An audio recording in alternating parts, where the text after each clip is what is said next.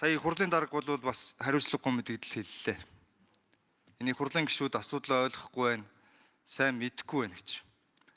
Мэдж байгаа болохоор асуудлуудыг тавиад хуулийг буцаая гэдэг санал өгөөд өнгөрсөн 5 дахь санал хураалтанд оролцож байгаа.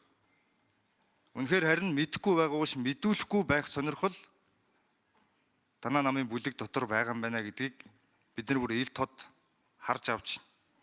Одоо энэ хурлын таман газар хурлын таман газрын үйл ажиллагаа үнэхээр хангалтгүй шүү дээ. Гишүүдийн мэдээлэлээр хангахгүй байна. Энэ хурлын зохион байгуулалт, энэ тоног төхөөрөмж. Энэ Монгол төрийн хурлын хууль тогтоох дээд байгууллага, төрийн эрх барих дээд байгууллага, зохион байгуулалт нь ийм байхаар одоо яах юм бэ? Тэгэхээр энийг бас хурлын дарга бас өөрөө сайн анхаарч ажилламаар байна. Тэгээд ингээд нэг гормын санал нэртэй баахан хуулиудыг дэмжигдээгүй саналуудаа босгож ирдэг, дэмжигдсэн саналуудыг унгаадаг ийм зарчимгүй үйлдэлтэй борилох хэрэгтэй.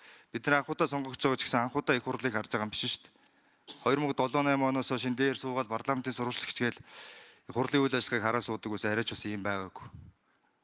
Одоо энэ олон сонгогдсон гишүүд бас үнэхээр зарчимтай, зангарахтай байж энэ шинээр сонгогдсон гишүүдтэй энийг үзүүлэх хэрэгтэй. Тэгэхгүй анханасаа ингээд юмыг аргалах гэсэн, залдах гэсэн ийм имийг бусдаа ингэж шинээр сонгогдсон гишүүдэд үлгэр дуурайл үзүүлж болохгүй шүү дээ. Тэгээ энэ хурд их зарчмаа зарласан, зорилгоо тодорхойлсон, парламентын ардчлалыг бэхжүүлээ, парламентыг чадварчуулъя, хүний эрх хэрэгчлийг хангах суур зарчмуудыг сайжруулъя, бэхжүүлъя гэдэг ингээд зорилго тавьсан. Тэгээ одоо дөнгөж эхлэнгүүтээ ингээд энэ зарчмгүй үйлдэлүүдийг явуулаад иж болох юм уу? Их хурлын дарга. Тэгэхээр та бас жоохон зарчимтай чигч цэх ийм баймаар байна гэж хүсэлт хэлье. За. Үг хэлжлээ те. За их хурлын үйл ажиллагаа хэдүүлээ бас бүгдээрээ нийлжил эмхцэгцтэй зөв авч явах ёстой. Бүгдээрээ бүх талаасаа хичээх ёстой.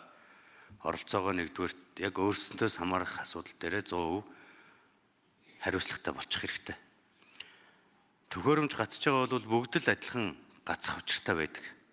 Хувь хүний үйл ажиллагаанаас болоод төхөөрөмжн дээр хурууны хийгээ уншуулах секунд нь хоцорж байгаа учраас төхөөрөмжөнд саналаа өгч чадахгүй үлдсэн гишүүд саналаа өгч чадсангүй, гормын санал гаргаж ин төхөөрөмжөнд уншуулж чадсангүй гэдэг хүсэлт гараад байгаа учраас улсын хурлын гишүүний тухайн асуудалд саналаа өгөх эрхийг нь хүндэх үүднээс гормын саналыг нь хүлээж авч санал хураалт явуулж байгаа.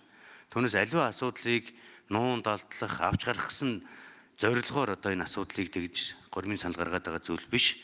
Гишүүн болгон эрхээ эдлэх боломж нөхцөлийг хангаж өгөх ёстой.